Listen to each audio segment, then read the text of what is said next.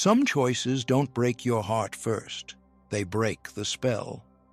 What if the most unforgivable thing a woman can do is also the first thing that finally saves her? There is a moment that arrives quietly, without witnesses, when a woman realizes something she was never allowed to question. The bond she was taught to worship is the very place her spirit keeps bleeding. Not in an obvious way, in a slow, invisible way, in the way her shoulders tense before a family visit, in the way her stomach drops when her name flashes on the screen, in the way she becomes smaller without even noticing. She laughs at the right time, agrees at the right time, swallows her truth at the right time, and afterward she goes home feeling hollow, like she left pieces of herself behind. Many women carry this realization in silence. They function, they succeed, they show up, yet somewhere inside there is a private alarm that never fully turns off. It shows up as exhaustion after phone calls, as sudden numbness during holidays, as a quiet rage they feel guilty for having. On the surface, nothing looks bad enough. That is why it is so confusing. There may be no bruises, no headlines, no single dramatic event. Just 1,000 small moments where love comes with a cost, a look that punishes, a joke that cuts, a boundary that becomes a family scandal. And one day, she admits the truth she has been defending against for years. This is not love that nourishes. This is love that consumes. In Jungian terms, this is the first rupture between the persona and the self. The persona is the mask she learned to wear to stay safe inside the system. The good daughter, the grateful one, the peacemaker, the one who doesn't cause problems. That mask may have protected her, but it also trapped her. Because the longer she performs it, the more she betrays the inner voice that knows what is real. Eventually, the mask cannot hold the truth underneath it. Her body knows, her dreams know, her nervous system knows. The psyche begins to revolt, not with drama, but with fatigue, anxiety, and a strange inner numbness that makes everything feel like too much. And here is the taboo most people cannot digest. Cutting off family is treated like moral treason, but psychologically it is often a desperate act of preservation. Not because she is cruel, because she has reached a limit. She has tried understanding. She has tried forgiveness. She has tried being mature. She has tried explaining in softer tones, writing longer messages, choosing better words, and giving more chances. And still, the same pattern returns. Her truth is minimized. Her pain becomes an inconvenience. Her boundaries are treated like an attack. The question that haunts her is not, "Do I love them?" The question is, "Why does loving them require my disappearance?" This is what makes the decision so heavy. A woman does not simply walk away from people. She walks away from a story that defined her worth. She walks away from the hope that one day she will finally be seen without being punished for it. And the grief is strange because there is no funeral for a family that is still alive. There is only the quiet reality that some bonds do not become sacred just because they are called family. So this introduction is not here to judge or justify. It is here to name the truth. Sometimes the most painful boundary is the one that saves a woman's life. And maybe the real question is not why a woman would cut off her family. Maybe the real question is how long she had to abandon herself before she finally stopped.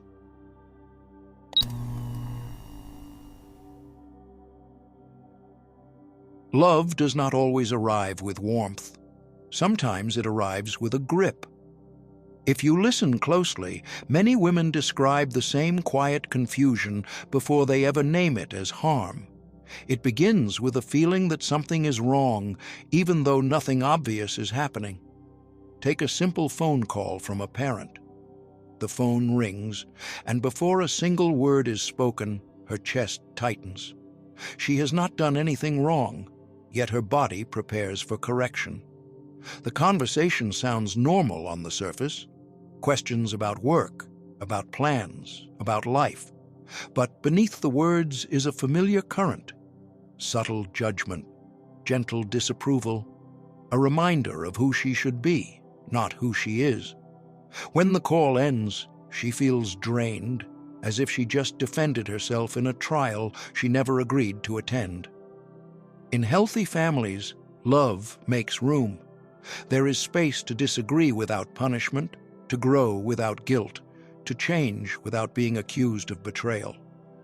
But in many families, love comes with invisible strings. Loyalty is measured, compliance is rewarded, independence is treated as distance. A woman may be told she is loved deeply, yet every major decision is questioned. Her partner choice is analyzed. Her career path is critiqued. Her boundaries are labeled as disrespect. The message is never spoken directly, but it is felt clearly. You are safe here only if you stay who we need you to be. This dynamic becomes especially visible during family visits. She drives there already exhausted, rehearsing what not to say. She edits her tone, her opinions, even her posture. She knows which topics will cause tension and which versions of herself are acceptable. When she walks through the door, something inside her shrinks, and she laughs at comments that sting. She stays quiet when she feels misunderstood. She tells herself it is easier this way. By the time she leaves, she feels like she has been holding her breath for hours. She tells herself she is being dramatic. But her body tells a different story. Jung would say the psyche is always honest, even when the mind tries to negotiate. Over time, the nervous system learns that home is not safe. It is surveillance. Every interaction feels like a performance review.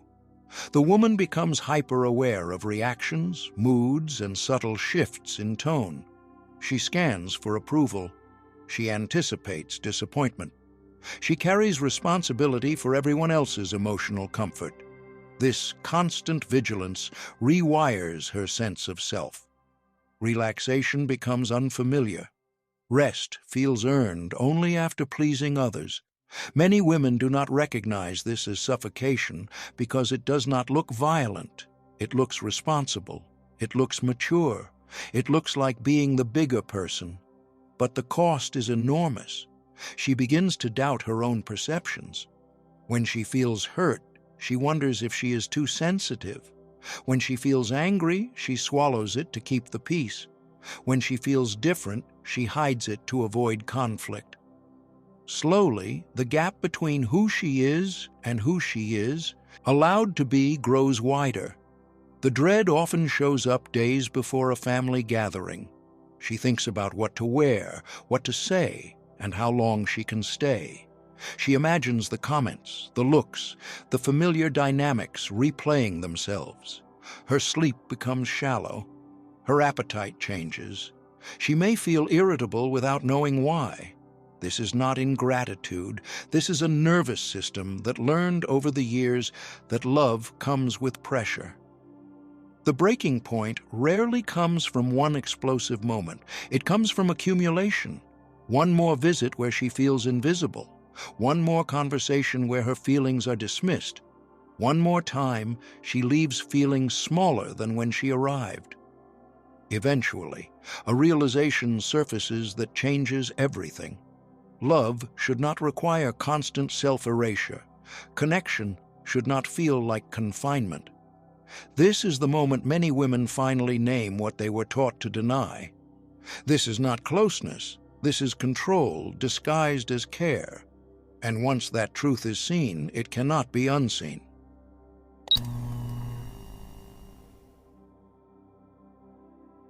Some wounds do not come from being rejected. They come from being needed too early, too often, and for the wrong reasons. Long before a woman considers cutting off her family, she usually tries to earn safety inside it. Picture a girl who learns very young that peace depends on her behavior. If she stays calm, adults stay calm. If she listens well, problems soften. If she does not complain, tension passes faster. No one tells her this directly, but she feels it in her body. Her role becomes clear. She is the one who smooths things over, who senses moods before words appear, who adjusts herself to keep the emotional weather stable. As she grows older, this role hardens into identity. She becomes the fixer. When conflict arises, everyone looks to her. When someone is upset, she absorbs it. When plans fall apart, she reorganizes them. In family gatherings, she sits between volatile personalities like a buffer. She is praised for being mature, responsible, and strong. What no one notices is the cost. Her own feelings are postponed indefinitely. Her needs feel too dangerous to express. Asking for help feels like failure. This pattern often shows up clearly in adult life. A woman might be the sibling who handles crises. When a parent is ill, she coordinates appointments. When finances are unstable, she helps manage them. When emotions run high, she becomes the listener. Others in the family may struggle openly, act out, or disengage, yet she is expected to remain steady. If she falters, even briefly, the system reacts with disappointment or guilt. You are the strong one. We need you.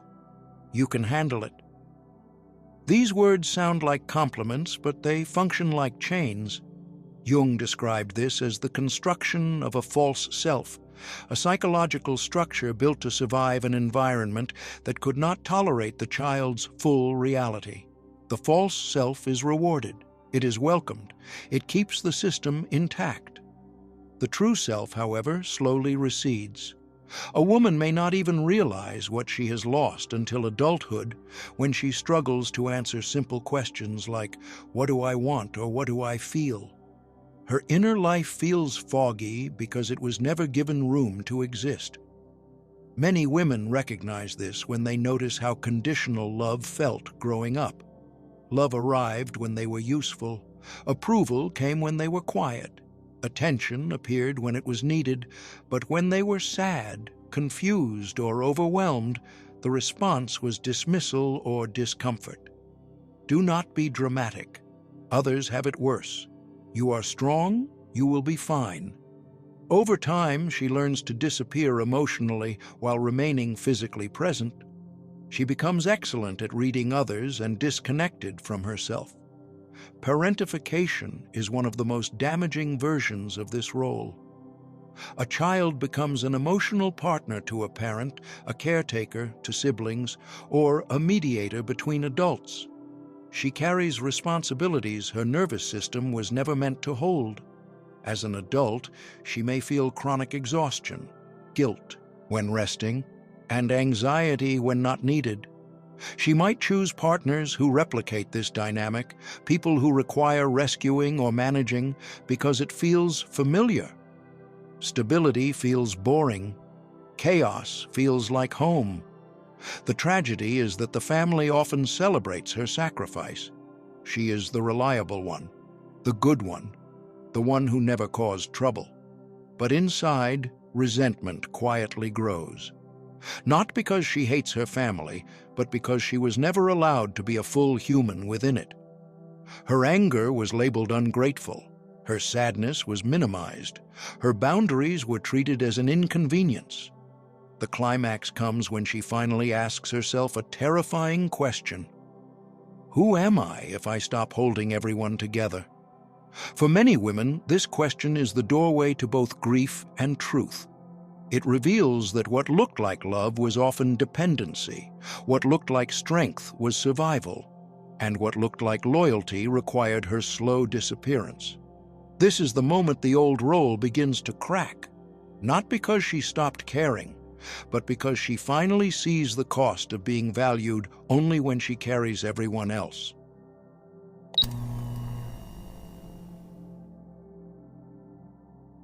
The moment she speaks for herself, the story flips, and suddenly she is no longer the victim, but the villain. It often begins quietly, with a sentence she rehearsed in her head 100 times. She does not raise her voice. She does not insult anyone. She simply says something like, "Please do not talk to me like that," or "I need some space right now," or "I am not comfortable discussing this." In a healthy system, this would be the start of a conversation. In a fragile family system, it is treated like an act of aggression. Imagine a woman in her late 30s visiting her parents for a holiday. The comments begin as they always do. Subtle criticism disguised as concern. Jokes that land like small cuts. Questions about her choices that feel more like interrogations. For the first time, instead of smiling it away, she calmly says she does not want to be spoken to that way. The room goes quiet, not reflective quiet, but charged silence. Someone sighs loudly. Someone else changes the subject. Later, she is pulled aside and told she is being too sensitive and that she has changed, that she is making everyone uncomfortable. This is where many women feel like they are losing their grip on reality. They did not accuse, they did not attack. Yet the response is disproportionate and hostile. Jung would explain this as a collapse of the family persona, the shared identity that depends on unspoken rules. One of those rules is often this: she absorbs discomfort so others do not have to feel it. When she stops doing that, the system panics. The backlash escalates quickly. Her boundary is reframed as disrespect. Her calm tone is described as cold. Her request for safety is labeled selfish. Family members begin revising history. You were never treated badly. You are exaggerating. You always make things dramatic. The conversation shifts away from what was said to who she is becoming. The harm disappears from the discussion, replaced by character assassination. In real life, this can look like group messages where her words are quoted out of context, phone calls where she is lectured about gratitude. Relatives suddenly contacted her to express concern about her attitude. She becomes the problem that needs to be fixed, not because she did something wrong, but because she broke the silence that kept everyone comfortable. What makes this especially painful is that she often tries harder at this stage to explain herself. She clarifies her intentions. She reassures them she still loves them. She explains she is not trying to hurt anyone. Each explanation only digs the hole deeper. Jung would say she is confronting a psychological structure that cannot integrate truth without collapsing. The family identity depends on her role. Her boundary threatens that identity, so it must be neutralized. This is why arguing feels pointless. She brings facts, examples, and emotional honesty, but none of it lands. It feels like speaking a different language. That is, because she is not negotiating behavior. She is threatening the illusion of harmony built on her silence. In such systems, truth feels like violence because it exposes what everyone agreed not to see. Many women reach a breaking point here. They realize no version of their boundary will be accepted. Gentle does not work. Clear does not work. Compassionate does not work. The family is not listening for understanding. They are listening for compliance. The goal is not resolution, but restoration of the old order. The climax arrives when she sees the pattern clearly. It is not that she is bad at setting boundaries. It is that her boundaries reveal a truth the system cannot survive. The moment she stops asking to be understood and starts protecting herself, the accusations intensify. And, paradoxically, this is often the moment she begins to feel sane again. She finally understands why it always felt like arguing with a wall. She was never speaking to people who could hear her. She was confronting a fragile structure that required her silence to exist. And once she sees that, the shame begins to loosen its grip.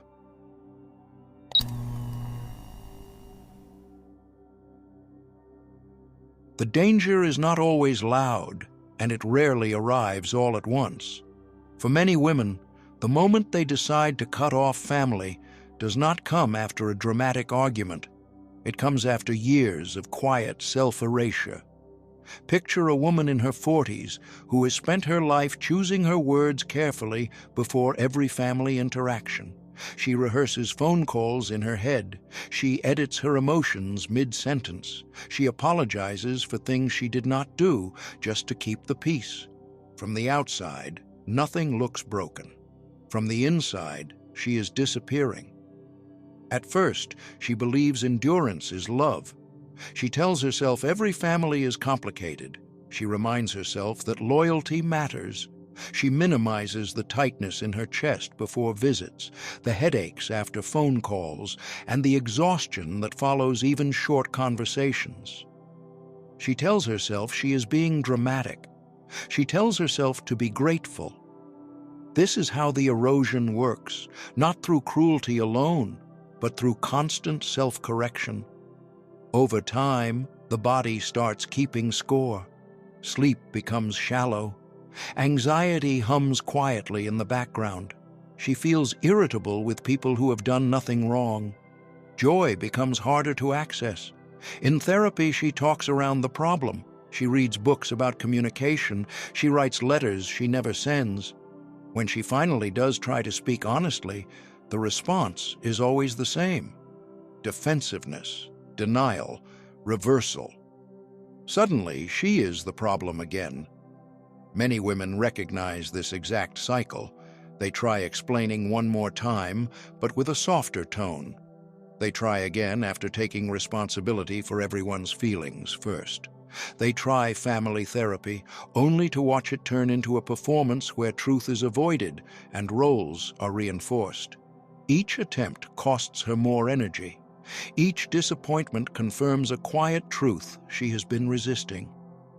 Then one ordinary moment becomes unbearable.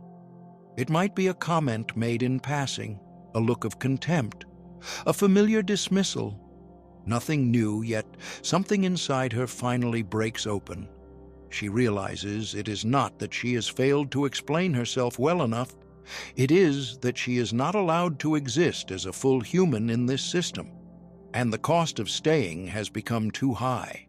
Jung described this moment as the beginning of individuation, not because it feels empowering at first, but because it is honest. The psyche can no longer tolerate the split between who she is and who she is allowed to be. Belonging at the expense of the soul becomes unbearable. The inner voice that has been whispering for years finally speaks clearly. I cannot survive like this anymore.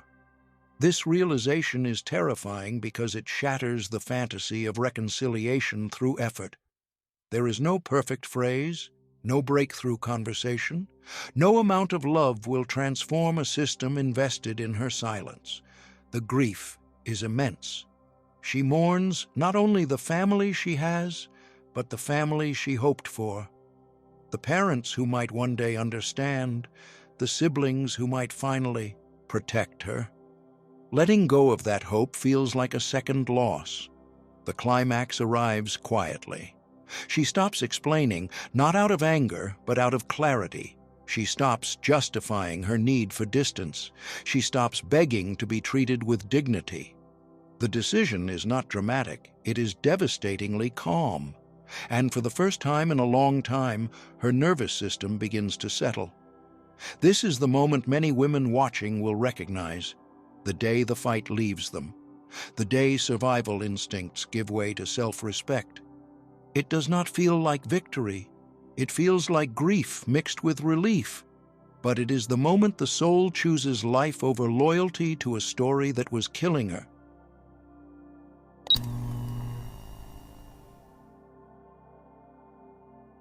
The aftermath is quieter than anyone warns you about, and far more complicated. When a woman finally cuts off her family, the world expects either collapse or liberation. What arrives instead is a strange, heavy in-between. Imagine a woman in her late 30s who wakes up the first morning after going no contact and feels an unexpected calm, followed almost immediately by a sharp wave of guilt. There is no dramatic silence, no obvious relief. There is just space. And in that space, grief begins to surface in ways she did not anticipate.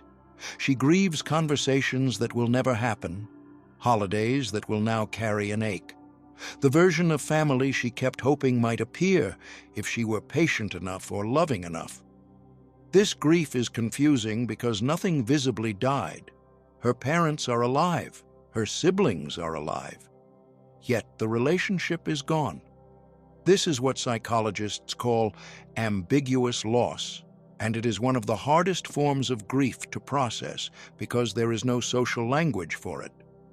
Friends may say things like, "At least they are still alive," or "You can always reconcile later," which only deepens her sense of isolation. In real life, this pain shows up in unexpected moments. She reaches for her phone to share good news and then remembers there is no one safe to call. She walks past a family gathering in public and feels a tightness in her throat. She questions herself late at night, replaying old memories, wondering if she overreacted, wondering if she should have tried one more time. Guilt and relief coexist uncomfortably. For 1 hour, she feels free. Next, she feels like a traitor. Yet something else quietly unfolds beneath the grief. Her body begins to respond to the absence of a constant threat. Sleep becomes deeper, not immediately, but gradually. The jaw unclenches, the shoulders drop. She notices she is no longer bracing before every phone notification. Her nervous system, which spent years on alert, finally gets moments of rest. This is not imagined, it is physiological. The body often knows safety before the mind trusts it. Carl Jung understood this phase as part of psychic reorganization. When a woman removes herself from a system that demanded her self-abandonment, the psyche does not instantly celebrate. It recalibrates. Old internal voices surface, especially the ones shaped by family conditioning. Be loyal, be grateful. Do not make waves.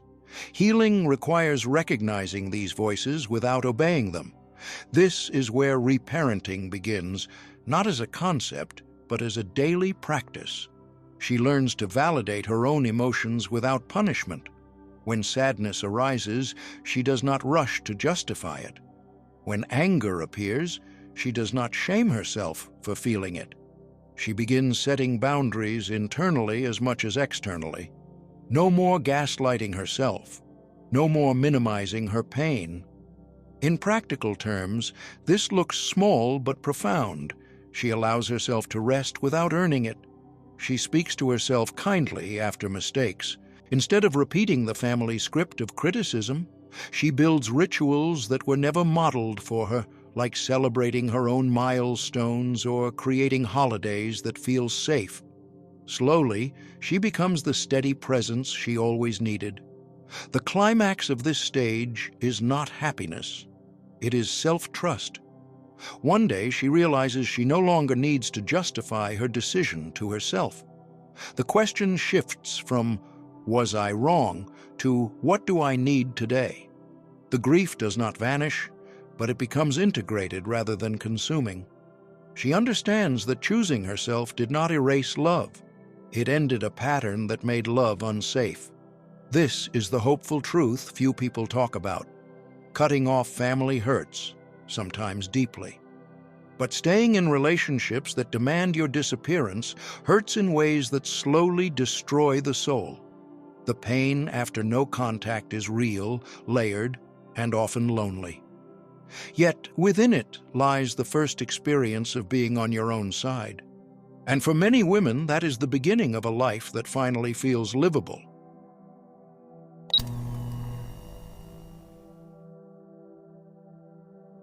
In the end, the story looks different when it is told from inside her truth, rather than from the outside judgment of others. A woman does not cut off her family to punish them, reject them, or prove a point. She cuts off the pattern that required her to disappear in order to belong. What she leaves behind is not love itself, but a version of love that demanded silence, obedience, and self-erasure as the price of connection. No contact is often misunderstood as coldness, but it is rarely cold. It is usually chosen with shaking hands and a grieving heart. It is chosen after every other option has failed, after explaining, after forgiving, after hoping. When a woman finally steps away, it is because she has realized that staying means slowly losing her sense of self. Leaving becomes an act of survival rather than defiance.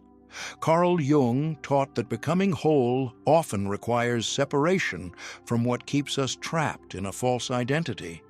The psyche cannot individuate while constantly bending to roles that deny its truth.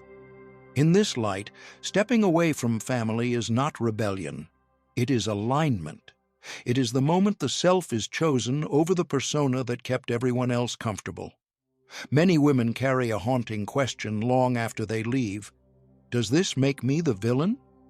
The answer is quieter than guilt expects and firmer than fear allows. Choosing yourself is not cruel. Setting boundaries is not betrayal. Healing is not ingratitude. Love that demands your suffering is not love that can sustain you. The deepest lesson here is not about family at all. It is about self-love, about learning to stand with yourself even when no one applauds.